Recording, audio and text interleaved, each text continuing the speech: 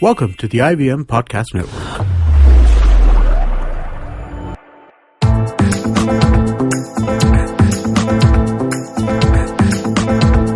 You're listening to the Paodcast, presented by the Daily Pao.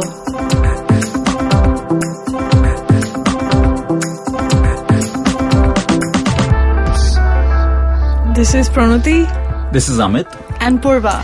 And the three of us are from the Daily Pao, a city-specific culture and food website. And this is our fortnightly podcast, and it's called The Paodcast. Now, some of us are slightly sleep-deprived.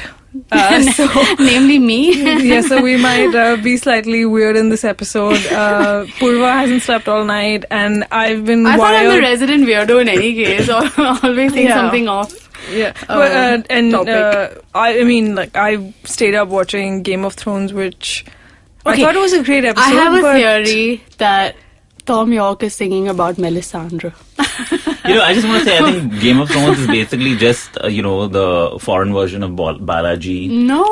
Says someone who hasn't I've never watched watched a single episode Exactly. or read but the books. on the basis of what I have heard and seen, You watched this too much episode is a Balaji surprise then. I've never seen a Balaji show also Okay, for the please, record. then you please cannot make don't this give anything analogy. away. For the record, some twist happens in this, and it just reminds me of the time a certain character in a certain Balaji show came back to life. Oh my god! Wow. Spoiler alert. And I think a week later, and people would have when already he died, there was seen all these this. protests and people sent letters and picketed their office, and so they decided to resurrect this character. So all I'm going to say is Okay, It's we can have a very long conversation about this. But Wasn't Joey also resurrected as in that?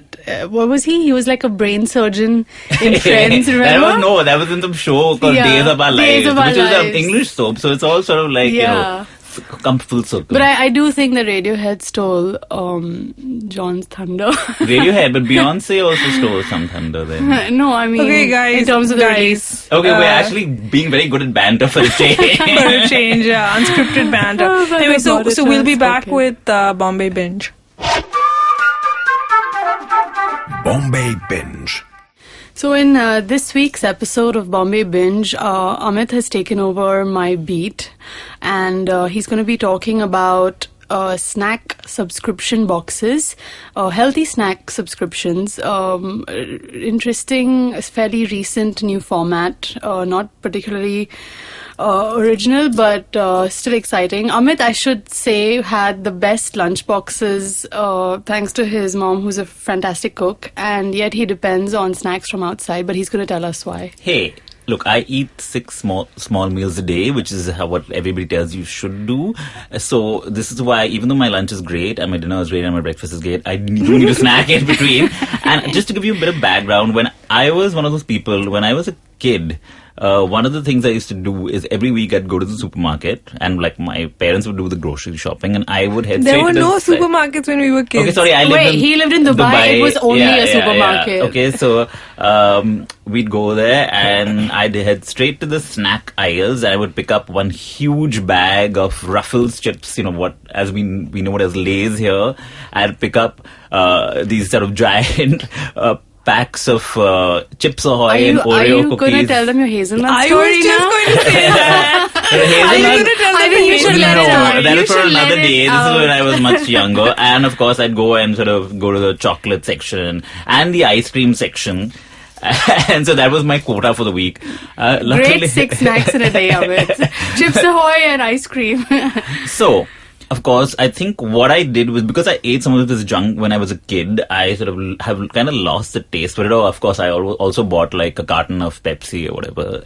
And then I had sort of graduated to Snapple at some point. So, We should call this the Amit childhood episode. so Just get to the point. yeah, so I love snacking, but I realized that these are super unhealthy snacks. And, for the past, I think since in my 20s, I sort of stopped having all these rubbish snacks, and I sort of, Hey, I have seen you consume a packet of Mota's chips. This is true, but that's more anxiety eating. I'd do that at time out during production week, and we had to we were under a lot of pressure. So that was, but anyway, at home I do not eat chips at all. So when these snack services sort of launched and they said that they provide healthy snacks, I was really excited because I thought, wow, this is a great alternative. But after trying out some of them, I realized that they're not exactly healthy. They're a healthier alternative. Now, Purva, you tried a couple, right? You tried... Yeah, so I've tried Snackosaur and the Nibble Box. This was sometime last year. They're sort of older. I've tried actually some newer ones. I've tried something called Snackable. Right. I've tried Chomp. And Chomp, is a fairly recent one. Yeah, She's which just is the launched. newest. And I've tried something called Fab Box. Right. Now, all of these have basically, they're pretty common. How they function is essentially you sign up for a box, and this box contains 5 snacks of like various sizes. It can be anything from 50 grams to like 125 grams. And what do they typically contain? And they typically contain, it's sort of you can broadly classify them to like 5 categories. There's nuts, and there's sort of nut mixes and like charts and stuff like that. Then they have granola bars and energy bars of, cereal type things. And they've got cookies. And they have like these dehydrated fruit peels and, fruit chews. Right. So that's how it is. So just going on the basis of that, as you can tell that some of the stuff is pretty sweet. Yeah. Especially the granola and the cereal and the cookies. So it's not exactly and I'm presuming, even though they claim to have no artificial flavors and no preservatives and all this kind of stuff, again, like Prawn, you were saying earlier, like, why don't you just like have nuts, I guess variety is important. I These think boxes... of like a couple of things when, when you mentioned that you were trying these out. Number one is, like, how are these businesses going to survive? Because, how are you going to get the kind of volumes of people to subscribe to these snack boxes? They need to target corporates is what they need to do. And maybe they are, but I think that it's a great alternative. See, okay, I'll tell you what really, why, if you want a healthy alternative, just go to, all your fancy Kirana shop stock healthy snacks. Like, I don't know, Neelam Foods, for example, but I will tell you Bandra. this. I will tell you this. The stuff that I tasted here was better than the store-bought stuff. Okay, if it was in a packet, like, unless it's freshly made, like, if you buy stuff from a packet, and this stuff is definitely better tasting. It's made in a controlled environment. Yeah. It's made in smaller batches. And a lot of them, they claim they have nutritionists on board. While I agree with what you're saying, Prawn, I feel like, if I'm sort of chained to my desk, I'm not going to go out every week. Dry fruits are really expensive. These guys are serving you smaller portions. They're giving you assorted nuts and stuff. So I think that in terms of variety, they've nailed it. But there's always a... So, no, but going back to this point, like Fab Box, for instance, they give you puffed fox nuts, which is makhna. Right. And those tasted so much fresher and tastier than, the stuff that I bought these from like a store in a packet, and they just don't taste good. These taste much better. And you can make makhana at home as well. It's just that who's going to take that much initiative? People are essentially lazy. I just think it's healthy. weird that people order snacks. Okay, I'll give you an idea of the kind of stuff that I tried at Reach. Fab Box, which I think is actually the best, but also the most expensive, have something called a mixed nut chart, which is essentially, cashews and pistas and all this, and sort of it's dusted in salt, sugar, and chaat masala. Then they had jalapeno peanuts. Right. They had milk chocolate almonds, which were essentially almonds coated with chocolate, which tasted a bit like nutties. Okay. And they had a dried Cadbury bar, which was, again, like a granola bar. But are you saying it was the best in terms of how tasty it was? How tasty it was. Because then stuff like salt and stuff has to be but factored in. I'll get to that. So then Chomp, like, they had dried strawberries, they had soya bean masala, sort of like a chana chor garam sort of thing. I had a pretty good Chomp selection, actually. They had like jaggery coated chana and stuff, which was, and they serve like this onion marmalade with snaps, like some so snaps is a big thing. It's like essentially like a lavash kind of a thing, right? But it was really hard, so you could tell that there's obviously nothing gone into it and it's baked or whatever. Yeah. But I really like Chomp's selection. But like a lot of the stuff sounds fairly high calorie. So if you're going to eat this stuff anyway, why don't you just have a safe puri from the street? And Snackable had stuff like cinnamon chips. You maybe want to take that. Amit is ignoring me. Yeah, because, obviously you don't want to have safe puri. You'd rather have like stuff that Snackable has. They've got wasabi peanuts, they've got chocolate ragi cookies, and this is my point, that this is better than your safe puri. This is better than your Lay's chips. I'm not saying serve it's a controlled better. portions. It's not like, and they do provide you nutrition information at the back of most of them. Like Fabbox does it. It's in very small print, but so you know exactly how many calories you're consuming. But I think that these services are really for people on the go, and people who have really busy lives. Like Purva was saying, you may not have time to actually make this. So you need to sort of like. You have a packet, and like Fabbox says, or one of these guys says, keep one in your car, keep one in your bag, keep one in your office, keep one, whatever, at home. So you essentially, what you're doing is you're just making life simpler for people. And you're giving them an alternative. That said, most of these things, like the wasabi and jalapeno peanuts, they sort of taste. I was eating them and I was like, you know what? This would taste really good with a beer. So okay, Amit. So you basically, whatever philosophy they started it with, you just like. Yeah. So what are these things priced at? Okay, so they have, like I said, different kind of models. Like most of them function by a subscription, either on a weekly or a monthly basis, but you can sort of get a trial box. So Snackable, for instance, you can get a trial box of 5 snacks for like 300 Most rupees. are $300 for 300, yeah. trials. Chomp So it's like also sort of has a similar structure. So there's $300 for one snack box. For one snack box with 5 snacks in it. Which lasts a week, typically. Well, this is the thing. It didn't last a week for me. Yeah. What they're not doing is they're not sort of prescribing how much you should be eating in a day, and should you be eating across all boxes or one snack a day. Now, when I asked the Yeah. Chomp lady this, she said that you're supposed to eat one snack a day, and that each snack is tailored to give you X number of whatever nutrients for that day. Okay. So Now, you're not supposed to mix up. But this is But the for thing, the sake of right? variety, I was like putting my hand in every they box. had an amaranth bar, right? Right. Which had 2 pieces, but like chicky. It I mean, had only that's 2 your box. I had a different one. So Yeah. Chomp, Yeah. we got 10 sample boxes. Like 2 pieces of chicky is not my snack quota for the day, man. That's Right. like too little, Yeah.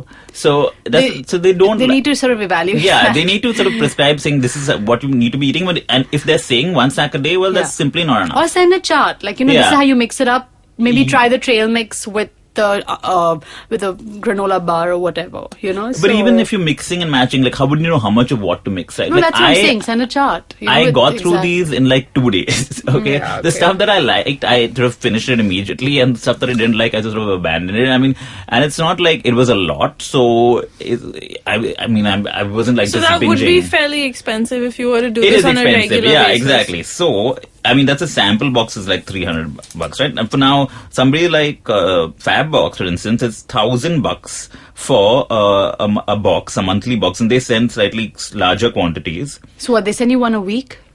No, this is a box of 5 snacks, which is supposed to last you a month. For $1,000? Yeah. And how many grams? The quantities are larger. Okay. They are about 125 to 200 grams. Okay. So while some of the others, they send you stuff, this is 50 grams. Right. And stuff.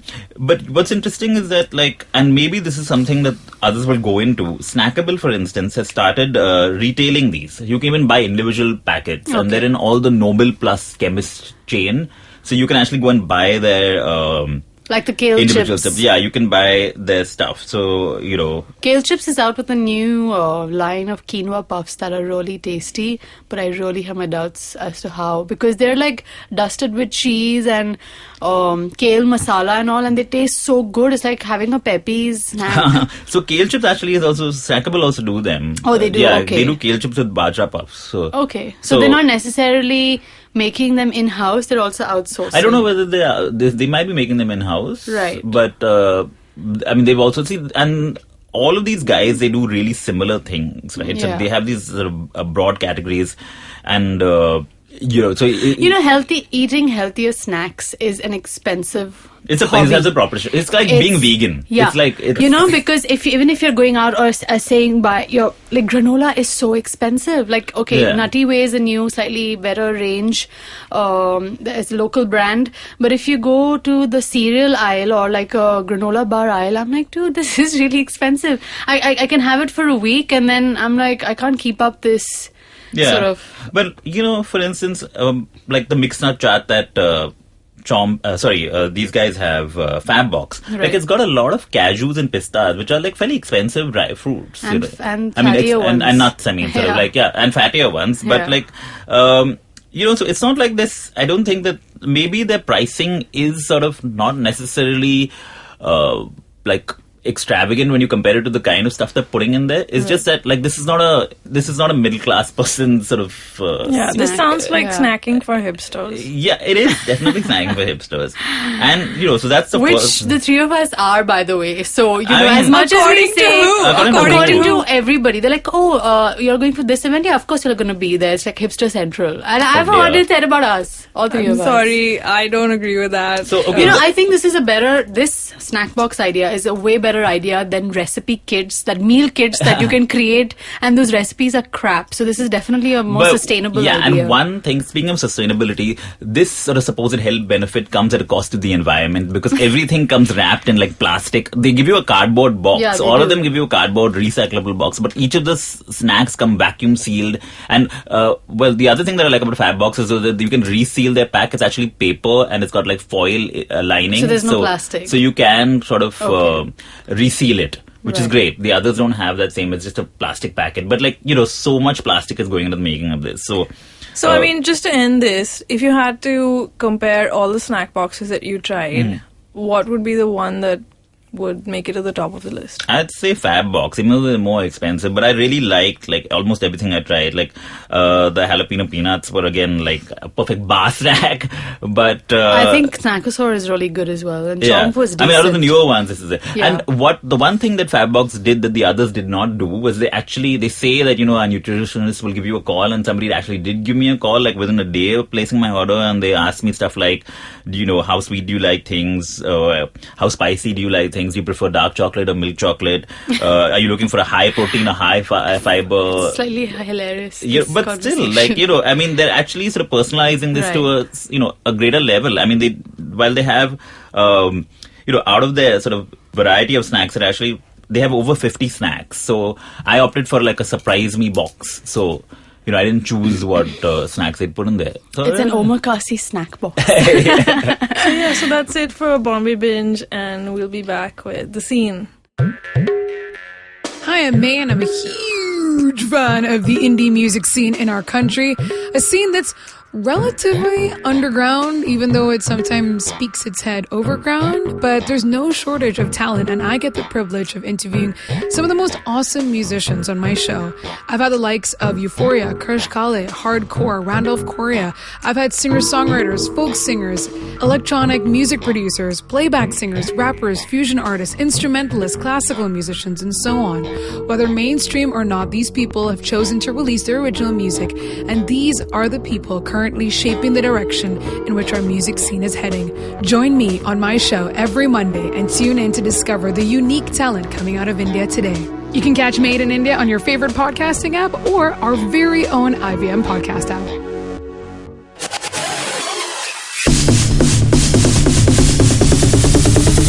The Scene. So, in The Scene this episode, we're going to talk about all the free stuff you can do in the city, and there's a lot that you can actually do for free.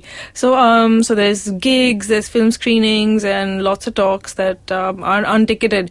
So Amit, you're a scenester, as I'm they not say. a scenester, but I am very poor at this stage, considering we're bootstrapping and we all know, you've heard about this. So just to explain what a scenester is, what is a scenester? A scenester is someone who goes for a lot of music gigs. That's not a scenester. That's like an audience member. Okay, well, anyway, explain. so every time I see Member. free, I get a little It's not excited the because it NCPA. means, yay, my bank balance, which is already really low, doesn't have to go any lower. But Bombay is a very expensive city. I mean, there've been so many sort of studies and surveys, and like we're pegged either at like the most expensive or the second most expensive city in the country, depending on, I don't know, however people have done their, whatever criteria they've used. Delhi, of course, is sometimes the most expensive, but Bombay also shows up. It's definitely the second, if not the most expensive city in the country. But surprisingly, there's a lot of free stuff to do here, and it's all pretty good stuff. Gigs is something that, of course, I attend a lot of, and So you only go for the free ones?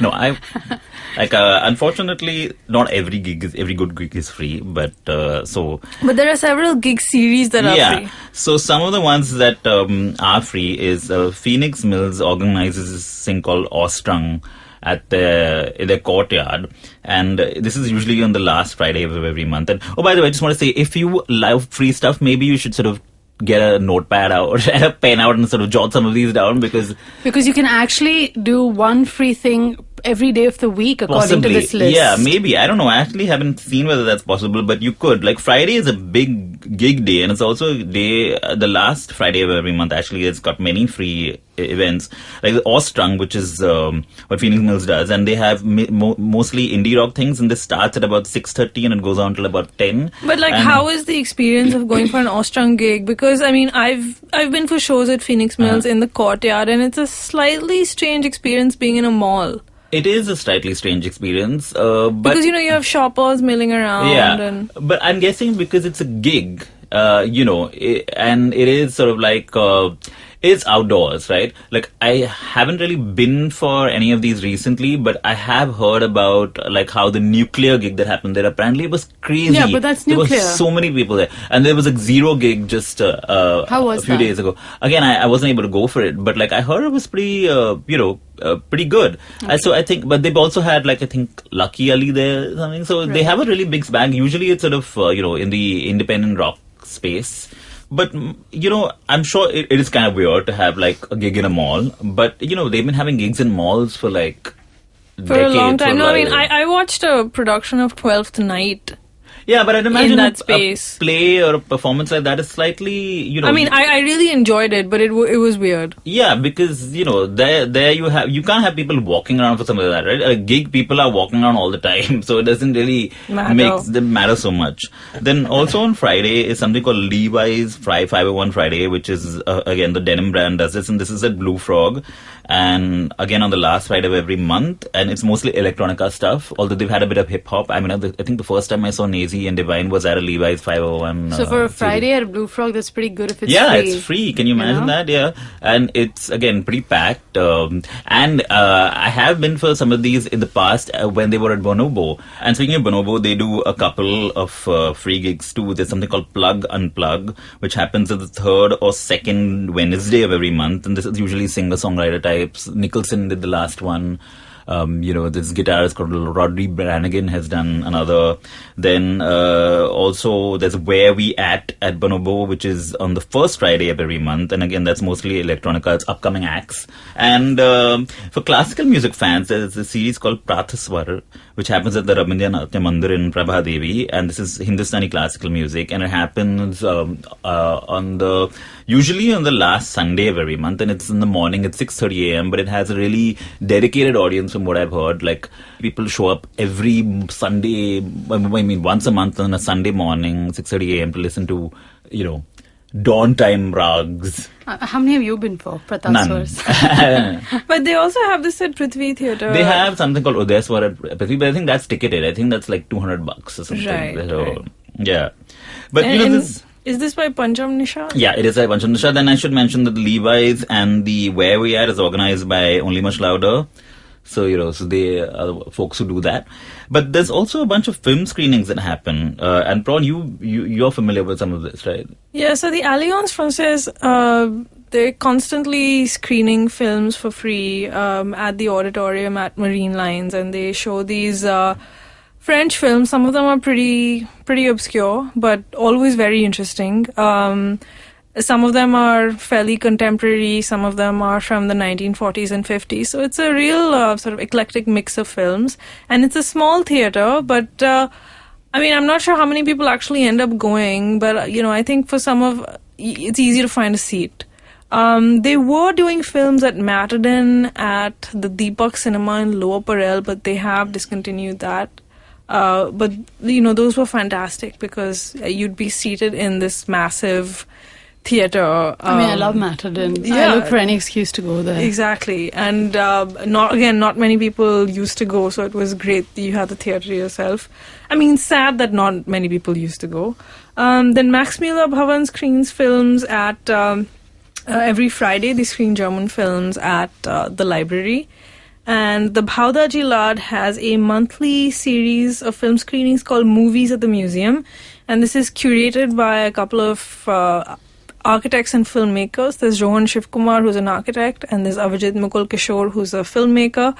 And the two of them curate the series, and they usually sort of get someone related to the film to come and, address the audience, and there's a little interesting conversation after the film. What kind of films then? Local, like documentaries and stuff? Or? All kinds. Documentaries, feature films. Like I watched, a film with Fearless Nadia, the 1930s star. Yeah. And there was a sort of a Skype conversation between, with Sohrab Modi's grandson. Sohrab Modi was the filmmaker. He'd made this film, Hunter Wali. It was called Hunter Wali. And so there was a Skype conversation with him. So it was really quite interesting. And then Vikalp, which is a collective of documentary filmmakers, screens documentaries at Prithvi every month. Mm-hmm. So lots of and there's also the short film night at the Pantry. Yeah. I've been for one of these. Okay. It's actually they do it with Shamiana. The Shamiana Film Club, right. which has been doing this for years. Yeah. In fact, I remember they used to do it in the Mocha in Bandra. Yeah. And before that, they used to do it on the terrace of a building on Marine Drive. Right. And they did it at Blue Frog briefly. So they've really sort of been going around. So, but how is this the short film night? Well, it's so I've only been for one, but it gets packed really quickly, which is amazing because you'd think that on a Friday night people would be doing. It's usually Friday evening, but I mean it starts at 8, but then it's sort 8, of okay. Around 8 it's is like when it starts. pre-gaming. So you get there early enough and you snag a spot. And how it works for the Pantry is that people always end up ordering something. Okay, yeah. So it's always like a nice crowd and is it all film buffs. It's a mix of like Indian and international films. Yes, it is. It's a lot of these shorts that also end up becoming Oscar runners and stuff. Oh, So they have a good mix of films. And again, some of them are films that you've never heard of, but I mean, it's just interesting to watch. Yeah, and such a great digestible length, right? Like I love that it's just. But I'm guessing it'll be over in like half an hour, right? Like you have like even if you show 5 no, short but movies. no, like some are 20 minutes long as well. Okay. So that varies, but it's just sort of nice, sort of snappy. Yeah. And Vikalp actually has been doing these documentary screenings for about a decade now. They've screened like hundreds of movies and some really big, interesting ones like. They've done Super Size Me, the Morgan Spurlock. They've done that. They've done stuff like Ashwin Kumar's documentaries. I think he's again been nominated for a couple of Oscars. They've done Gitanjali Rao's Printed Rainbow, this really sweet animated film. So they do a lot of documentaries, even the documentaries that don't get a lot of press. Yeah, but some of the also some non-documentary stuff because like Printed Rainbow is not a documentary. Isn't Vikalp usually on Mondays? It sort of varies. I found that they don't necessarily do it Vikalp used to screen stuff at the Allianz. In fact, they still do screen stuff at the Allianz. So they have different days for different venues. It's amazing that it's really commendable that these guys have kept this up because there could be days when there's just like barely any audience, and to still keep it up, it's a lot of commitment, right? Well, interestingly, they had this little series at Yana Prabha, which is in Fort, and I went for the last one. This was actually the last one that they did there for this season now. So it was this interesting documentary. It was called 18 Feet. It was by this documentary filmmaker in Kerala, and there were about 50 people there. Which I'm thinking, which is not so bad. Which is not so for bad. Jnana Prava. Yeah, I mean, and this is a documentary nobody's heard about. It's about a really interesting subject. It's about this folk guy who started a folk rock band, and sort of 18 feet is actually the distance that people from the Dalit community were supposed to maintain from the upper classes. Okay. And but stuff has changed and we've progressed a lot. But sort of he talks about his father's time and how his father had to deal with all of this, and how his music sort of talks about some of this subject matter. And again, it's a documentary that hasn't really had much publicity, but you've got like 50 people coming there, 50 random people. And it wasn't just like, it wasn't retired people. It wasn't just it was a mixed crowd. It was like, a lot of young people. I mean, just hats off to those people who organize this stuff because they're very committed to what they do. Fantastic. So there's also like a whole bunch of talks that people can attend. That's right. So Junoon, which is an arts organization started by among the team that started Junoon, there's Sanjana Kapoor and there's Samira Iyengar, who used to run Prithvi Theatre, And so they have a series called Mumbai Local, and they get all kinds of people, from artists to writers to scientists to to sort of address the audience. So they have these talks at places like Kitab Khana, the bookstore in Fort, at M Cubed Library in Bandra, at Somaya Vidya Vihar, which is on the eastern side of the city. But is it like That's in Ghatkopar, right? That's near Ghatkopar. What are the discussions about, though? So I mean, they'll get I don't know, Gulzar. Okay. Or Anurag Kashyap. Okay. Or they'll get a scientist. They get a lot of scientists from the Tata Institute of Fundamental Research to come and talk about, discuss their work. Okay, essentially, nice, it's right. that. Or, their musical or artistic journeys. So those are pretty interesting. Then the Asia Society has talks all the time, and these are usually at some venue in South Bombay. So very often at the Kumaraswamy Hall. Yeah, at the NGMA, they've had a Nehru Center. So they've had, and I mean, some of them are ticketed, but a lot of them are free. And then National Geographic Traveller has these meetups at Tidal Waves in Bandra. I usually go for. And you participated, and you've actually been one of the speakers. I was. So but I really enjoy these because crazy turnout again. Yeah, crazy turnout. The really place is packed. interesting space, like a bookstore co-opted for, and I think it's a great. And I think there were like 100 people or something. I mean, I don't know. My crowd estimation is not so great, but like definitely over 50. Depends on what topic. Yeah. But usually they get a packed. Yeah. I came from the one that you did. Yeah. And, there were lots of people there. And what I found pretty interesting about this particular series is that usually at the end of these talks, you get some really dumb questions. Yeah. All these Q&A sessions, usually you have pretty somebody lame. asking some really... people making statements, not even asking questions. But like this one had really interesting, detailed, informed, a lot of travelers who actually want to be on stage, actually. So I think everybody just comes to share their own stories. But their stories were actually pretty interesting. But travel always is, which is why I say that I should be moving soon. Yeah, and this is at the second, I didn't hear that, but like second Friday of the month at Tidal Waves' bookstore in Bandra, the National Geographic Traveller meetups, they call them, and you can go... There's also Literature Live. Which Literature Live, of course, is a literary festival that happens at the NCPA every year, I think in December usually. Yeah. And so they sort of get, fix up these talks, which they have like authors coming and speaking about their new books. Year. Yeah, and they're held throughout the year. They had some pretty big speakers too, right? None of which are coming to mind right now. But they've had. That's Amit's characteristic mumble. Yeah. Then there's guys. Maybe we should. There's speed up through Godrej this list. Culture Lab. Which is excellent, and it's in Vikhroli. Yes, and it's a bit so of you a have trek to for most drive people. to Vikhroli, but it's really worth it. The complex itself is quite lovely. It's Godrej beautiful, complex. and they have some really interesting speakers all the time, like a lot of academics visiting from the US and Europe, and they also have performances there. Like I think we went for a hip hop. It was a performance. It was a spoken various word. Kinds of a spoken word event. So we saw some poetry, we saw hip hop, we saw some poetic performances. So they have like lots of fun things. Okay, I remember somebody who spoke at Lit Live, Veer Sanghvi.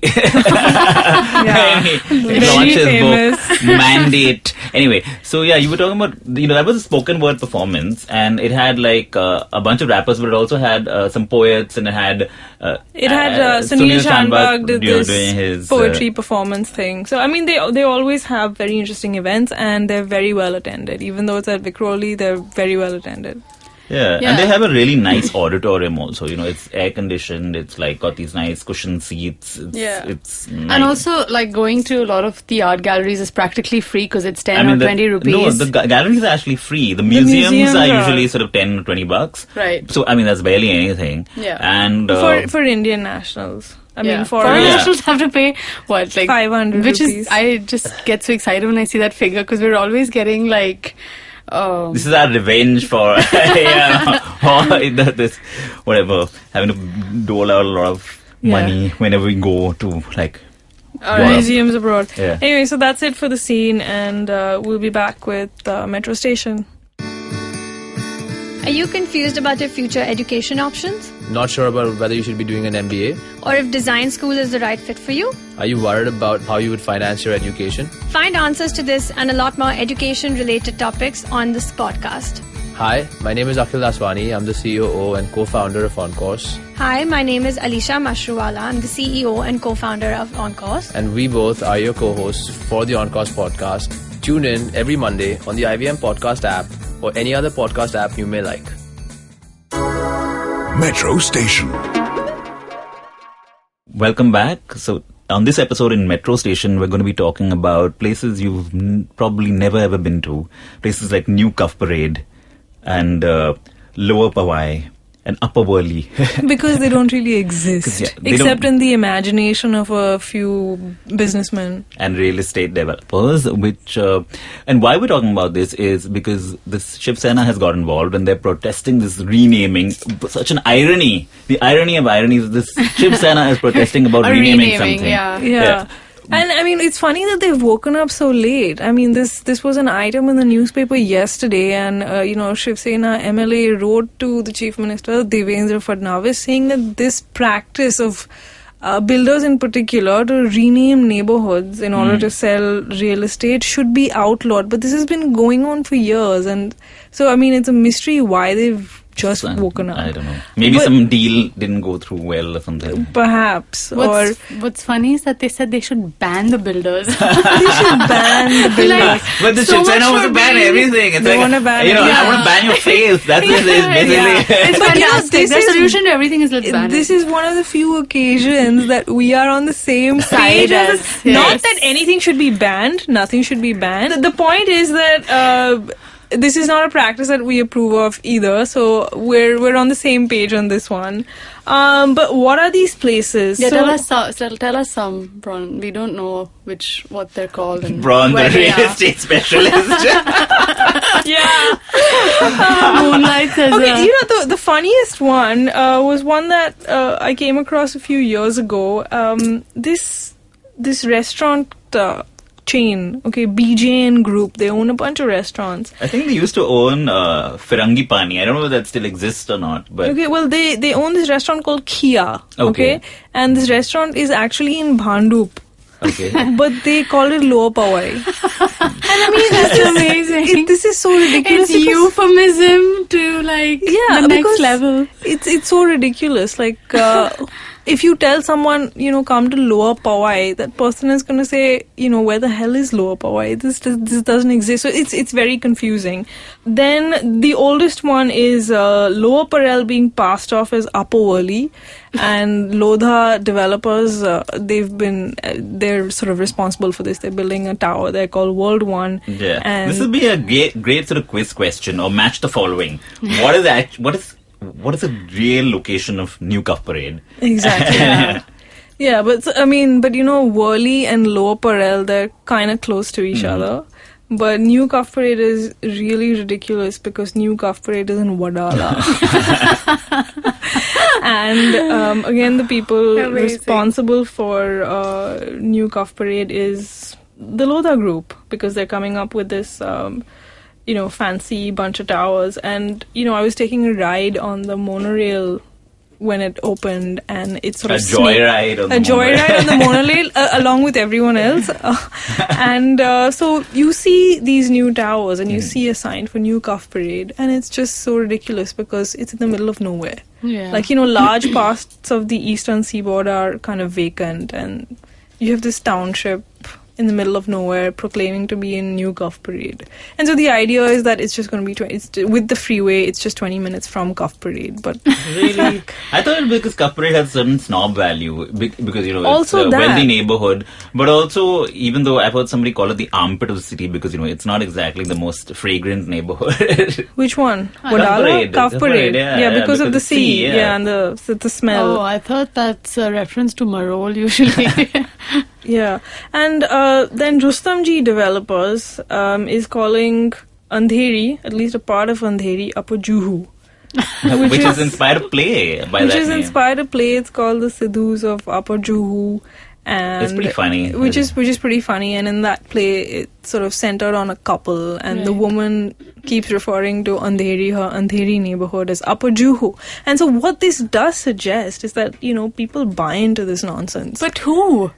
I mean, it's hilarious. It is hilarious. It is as what Karan Agarwal call these bunny ears. No, but you know what? If you're aspirational. No, I'll tell you something. Aspirational is one thing, but these are slightly posh developments, I'm guessing. So you need enough cash to be able to afford any of a Lodha property, for example. So you're selling it to somebody who's cash rich but brain dead. I mean, That's the best kind of customer. No, I'm well, just sort of- I think that you have to you can't look at this from your perspective. I mean, you find this ridiculous, but there are some people who actually, buy into it, who would actually refer to their, neighborhood as Upper Worli or as New Cuff Parade, because, I mean, it is aspirational. I mean, why are these guys doing it? And they've I'm been just doing trying it for to- years. And I'd just like to point out here that Khar people have been calling Khar Bandra for decades. yeah, that's true. Exactly. I mean, I think Even they should Santa just- Cruz West has been. They should just do peddled away as- with this distinction. Yeah, we know who I was have saying Bandra. in Santa Cruz West and has been calling it Bandra while he was living there. But I mean, Khar and Bandra are sort of practically. No, the and it's same. actually really confusing because you don't know. I guess the true test of your Bombay knowledge would be if you can correctly identify if something is in Khar or Bandra. Bandra, yeah. Like I often make that mistake That Carter as well. Road strip apparently is like if you just beyond turn. If you beyond turn, CCD is Khar. Yeah. Because it's Union Park. it's Union Park, but actual Carter Road is Bandra. It is So, Bandra. but if you go straight down to like Khar, I just think Bandra is like you we're enter co-opting Khar. So it's Carter Road because it's a so cool weird. strip, so let us keep But this. what's disturbing about this is essentially what these people are doing is erasing a certain reality. Yeah. I mean, by saying that Lower Parel is Upper Worli, you're kind of erasing an entire context. I mean, Lower Parel has a huge history to it. It has a culture to it. Like, how can you just... And everything, there's everything in a name, right? I mean...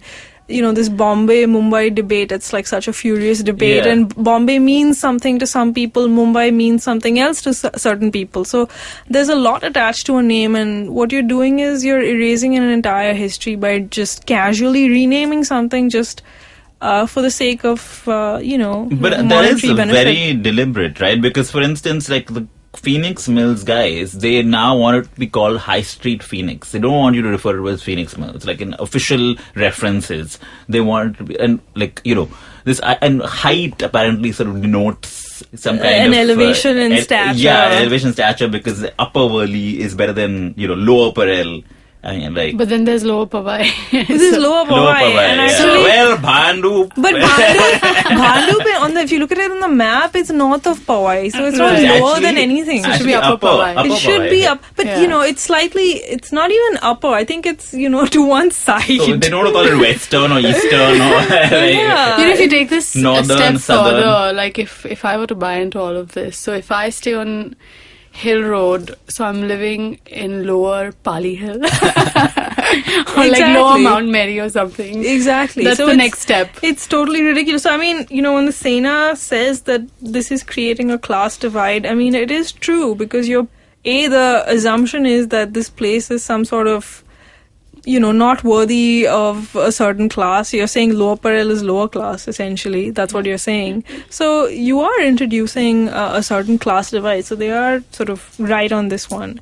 And, pandering to a certain sort of privilege. So it's a ridiculous and also pretty disturbing trend. But I don't know about how far, Shiv Sena is super hypocritical, and convenient, and the course. So there's politics of convenience. So I'm Yeah, not their so motives are always buying into suspect. this argument Obviously, about there's a motive. class argument either, No, considering but their obviously own there's a history. motive behind But- it, but there's definitely a class element to this. But, because from the perspective of the people who are doing this, is obviously, like we said, it's all about sort of trying to position something as higher or like something to aspire exactly to. Or, to attract, attract the the thing. well-paying customer. Yeah, but the irony is that they're doing this primarily for places that aren't developed, to sort of give all that developed as sort of the places that they aspire to sell these at. So, you're not necessarily, so it's essentially false advertising, isn't it? No, it is false advertising. And in the case of Lower Parel, I don't even think that applies because now Lower Parel is a sort of It's a really Yeah. hip I mean, area. it's- Exactly. But you are seeing two different things happening here. It's one thing to call Lower Parel Upper Worli, which is total crap, but also to just call Wadala New Cup Parade is totally nonsensical. Because It's absolutely nonsensical. Yeah. But Wadala, I guess Wadala doesn't have the cachet of a Cup Parade. But I mean, these are two geographically completely, they're not and even contiguous and like areas. you said, a simple task of like ordering groceries can be such a confusing exercise because like, where do you live? New Cup Parade, Acha Cup Parade. We don't deliver there. No, Exactly. New Cup Parade. We don't deliver there either. I mean, just get a giving new house. directions, Get a like new address. what do you tell people? So I mean, it's an old issue, which Asena has just raked up. But I wonder if they have agencies sort of assigning these names or hiring agencies to come up with these sort of... Maybe. Or maybe they're just sitting in a sure boardroom. people are sitting and actually thinking, how do we sell this, right? And Repackage sort of this. thinking about this.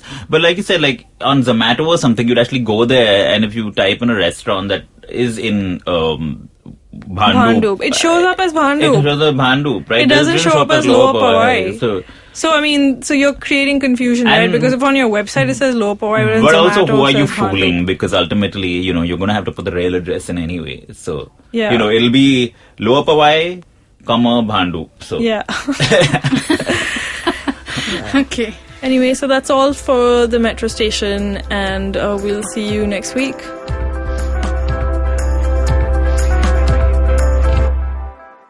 If you like listening to the podcast, check out Geek Fruit, hosted by Uber geeks Tejas Menon and Jishnu Guha. This show talks about geek culture from an Indian perspective. Star Wars, comic books, science fiction and fantasy, TV shows and more.